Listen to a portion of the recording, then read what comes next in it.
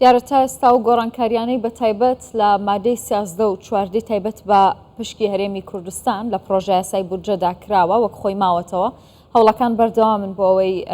گۆڕانکاریەکان جارێکی دیکە هەموار بکرێتەوە بگەڕێنرێتەوە سەر ڕەشنووسەکەی پێشووتر بەڵام تا ئێستا ئەمە نەکراوە. دەمانەوێت گفتوگۆی زیاتر بکەین بەڕێز سیپان عەزیز پەرلەمانتاری عێراق لە پیرمامەوە لەگەڵمانە. کاک سیپانم کاتت باش، زۆر سپاس کە میوانی کوردستان 24. بەڕێز سیپان ئێوار باش. هەوڵ بەردەوامن ji bo vê çendê ku li gorî rêkeftina di navbera hikûmeta Herêma Kurdistanê û hikûmeta Iraqê ev madde derbas bibin, gorankarî li ser bêhête kirin. Dawî tetewurat pêşveçûn derbarê guftugӯyên proje yasaya budcê çi hene,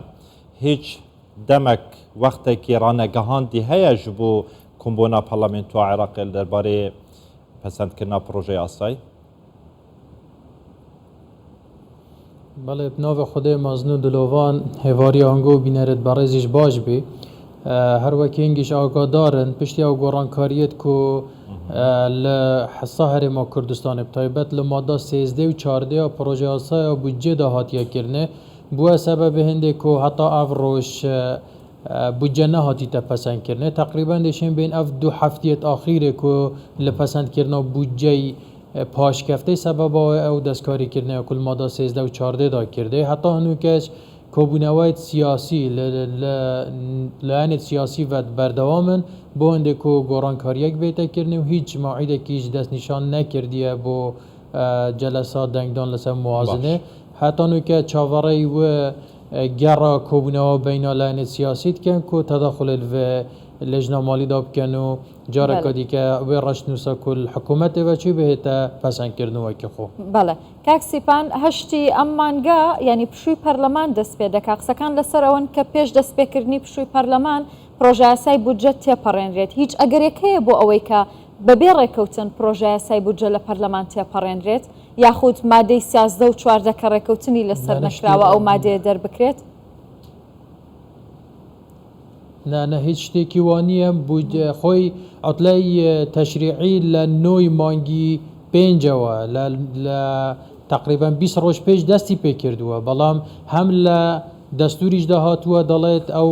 هیچ کات پەرلەمان ناچێتە ئەوتلای تەشریعیەوە کاتێک موازنە لە پەرلەماندا بە حالیانیش موازنە لە پەرلەماندایە بۆیە پەرلەمان بە هیچ شێوەیەک ئەوتلای تەشریعی وەرناگرێت تاکو موازنە نەهێتە پەسەندکردن حتا ئەگەر بگەینەوە فەسلی تەشریعی نوێش هەرچەندە لە بەرواری نۆی مانگی 5 لە کۆبوونەوەیەکی پەرلەماندا بڕیار درای بە درێژکردنەوەی فەسلی تەشریعی تا کاتی پەسەندکردنی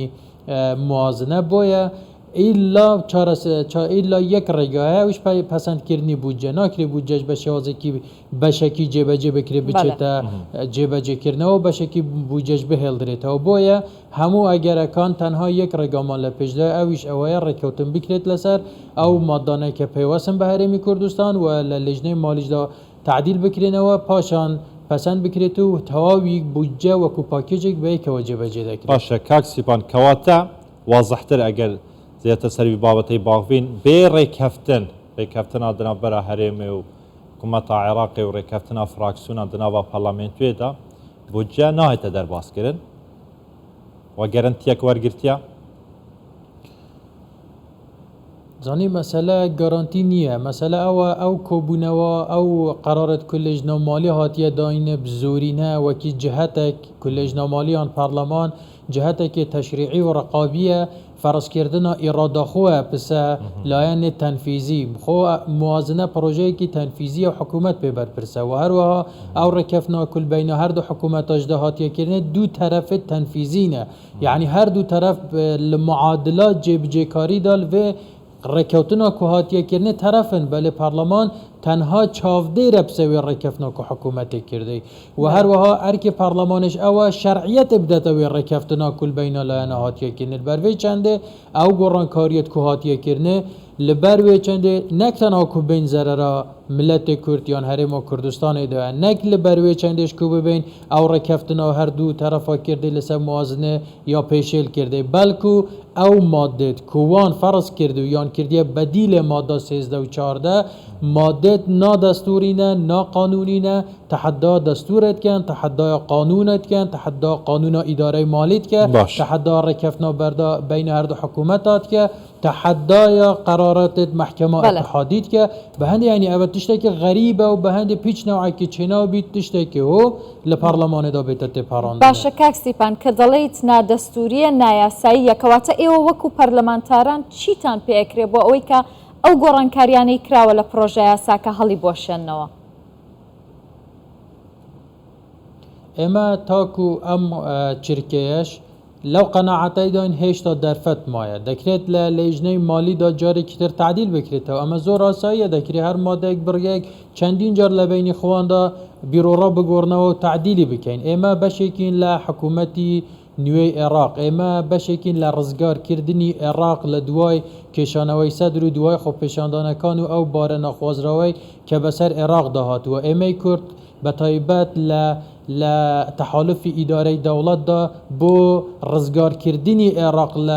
لقیرانی کی مترسیدار دا رولی کی زور اساس مان هب و هشتاش اما خومان به شکل و معادله دا دزانین اما گجبینین اما پیمان و دبیت برادران لاداره دولت به همو لانکانی بجدار بو لحکومت بین سرخط جارکتر پیدا چونه ها بکن چونکه اما یکم شد پیچوانه بیان لادان لو رکوتنه که اداره دولتی هنه که او بدوی اویش دا حکومتی کنوی لعراق چاو جاره که تریج لادان لمنهاجی وزاری دا بویا امانه دبیت هشتا درفت هیا اما هشتاش گج بینین نامانه و جاره بیر لرکارکانی تر بکینه و بویا همو حولک من چر کردوه که به هماهنگی و هاوکاری لگل هاوکاران من هاوپیمانان من لعراق دا گۆڕانکاریە که راز بکرێت زۆر باشە کاک سیپان وەک دەبێژن شارەزایان ئابووری بەحساوەیەکێ دەکەن هەر دەقەکی یامجە هەر ڕۆژێکە پرۆژە یاسا تەخیرتر بیتن بێتە پاشخستنش بۆ پەسەندکردنێ باندوریەکە نەرینی لەسەر بازاری هەم کوردستانی هەم عێراقی دروست دەکەتن لە گۆڕی زانیاریان هەوەوە کە پەرلەمانتارێک ینی ئاستێک گوتوبێژ و گفتوگوێن اداره دولت دیگه لانه پیوندیداری هرمان کردستان چارچوبه همانگی گشتنه کدره یعنی هیچ برچافرونیک هیا کود دمک نزدیک دا ایتر گورانکاری لسروان هر دو ماده 13 و 14 به تکرن بر مبنای رکفنامه حکومت عراق و هرمان کردستان جاره کادم به نف درست کردن و در باز ببن تا بحث شارزا و شارزایت آبوریه کرد از خوش وکی شارزایی که آبوریت بیم راستی کارسات پشتی سال که 6 مانگا ولات بیم موازنه بید کار به 112 و موازنه 2021 بکد که موازنه که تقشفی و دست پیوه گرتن بوه لسر رای هبونه او همه دهات العراق که خزانه دولت داید دست سالات کارینانه و پارانیه او راستی کارسات جگه لهمه او موضوعات سیاسی و دستورید که ند بونه و مشکله با هرما کردستان چپکن بس پرسیارک با شارع عراق نک تنها با سرکردت سیاسیت عراق آیا چند گیره شوینه که ناف لجنه مالی دا او هند سنکه العراق کبشین جاره کادی مانگه که او چند مانگا تواو موازنه عراق را گیرن بدا خواه چاره نویسا عراق و کفتیت دست چند کسی که نابرپرز و من چندین جاره لراگاندنا اشاره او هنده دای سرتای هاتنا موازنش با پارلمان عراق من اشاره او هنده دای اگر لاینت اداره دوله اعازه یعنیش امر پارلمانتارت خون نکن که شواز توافق هاتیه کرنل سم موازنه تایبت پشکا هرما کردستانه پر رکفتن دینه پارندرید او نابید موازنه پشکا هرما کردستانه پیوی رحمتا پارلمانتارت نافلج ندارایی دا جیپلین به هنده همه حالا که بینی نفسوی یا کره کفتن هاتیه زور سپاس دست خوش برای سیپان عزیز پرلمانتاری عراق لپیرمامو لگلمان بوی سپاس